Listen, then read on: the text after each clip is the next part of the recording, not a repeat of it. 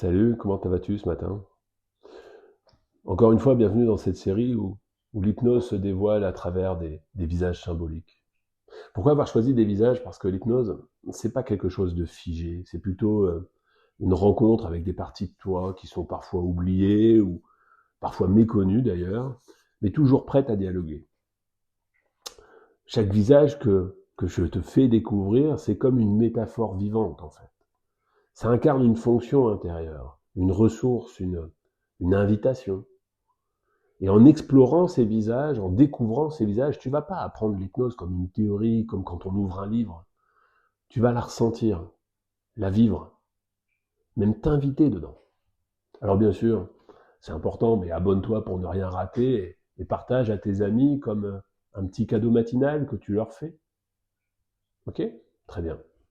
Alors aujourd'hui, on va rencontrer l'enfant créatif.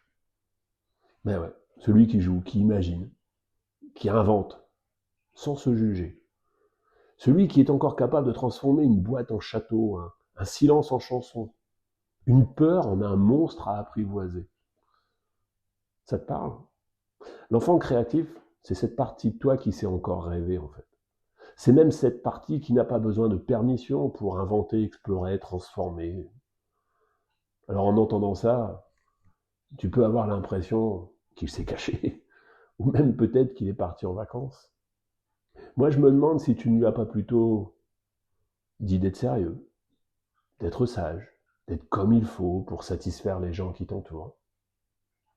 Au risque certainement de t'oublier un peu d'ailleurs. Tu vois, il faut voir l'hypnose comme un espace où cet enfant peut revenir, un terrain de jeu intérieur, où le jugement, la performance n'a pas sa place. Un endroit où tu peux créer des images, des histoires et même des solutions, juste pour voir ce que ça fait. Il n'y a rien à réussir, rien à rater. Parce que l'imaginaire, c'est pas fuir la réalité, c'est plutôt l'élargir. C'est là souvent que naît la solution qu'on n'attendait plus, celle auquel on n'avait pas pensé. Alors, tu es prêt à mettre en pratique? Tu le sais maintenant, c'est simple. Je t'invite juste à fermer les yeux quelques instants, comme pour t'autoriser à penser à toi et à imaginer, par exemple.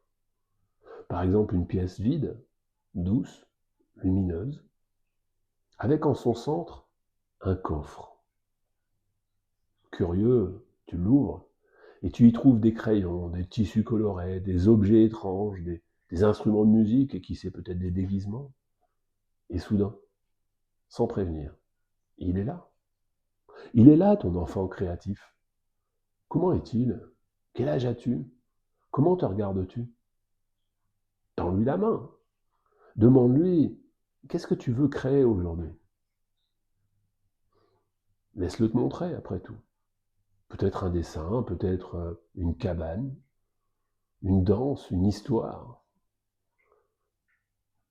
Laisse-toi surprendre. Et surtout, laisse-le faire. Oh, juste pour le plaisir de créer. C'est beau, hein? Je me demande même si tu la sens, cette lumière qui brille sur toi. Eh bien, tu vois, l'enfant créatif ne demande pas la perfection. Il demande juste la liberté. Et explorer l'hypnose, c'est juste lui offrir un terrain de jeu. Alors la prochaine fois, nous ralentirons un petit peu et nous écouterons celui que j'appellerais le sage silencieux. Tu sais, c'est celui qui murmure des vérités profondes quand le mental se tait enfin. Alors passe une belle journée, écoute-toi, pense à toi et à bientôt.